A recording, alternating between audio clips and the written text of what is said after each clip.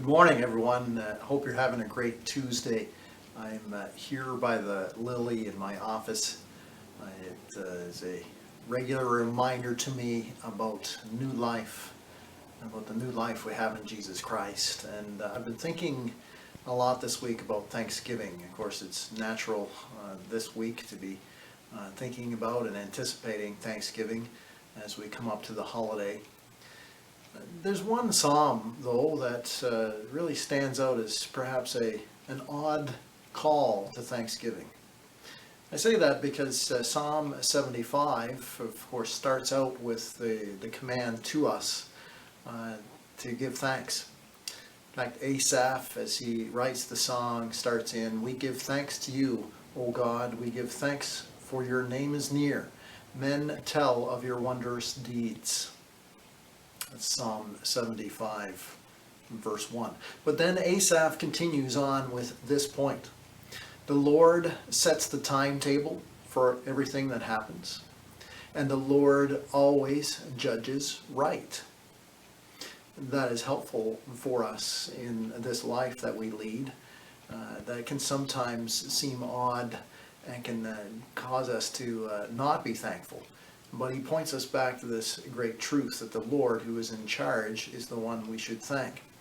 He even goes to this point. It is only the Lord who can say, when the earth and its people quake, it is I who holds its pillars firm.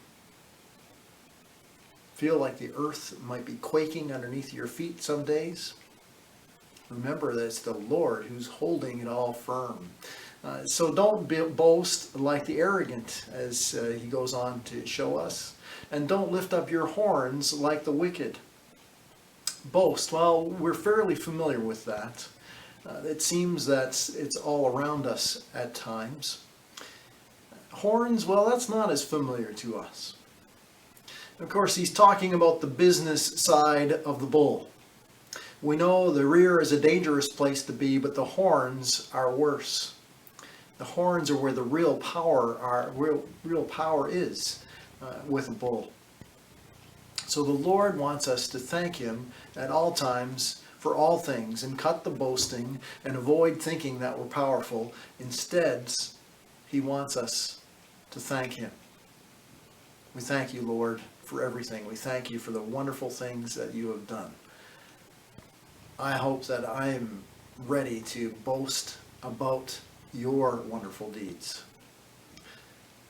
Well, before I go today, there was an executive who had lost his job and he was getting desperate for work.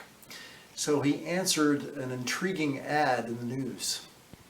He read it in the paper that morning and decided he'd go back out in the afternoon to check it out. It was an advertisement from the local zoo. It turns out that the zoo's gorilla had died, and the solution from the zoo was, instead of going to the great expense of finding a new gorilla, that for the moment they would just dress up somebody in a gorilla suit, that it would be a cheaper and more viable option at that point.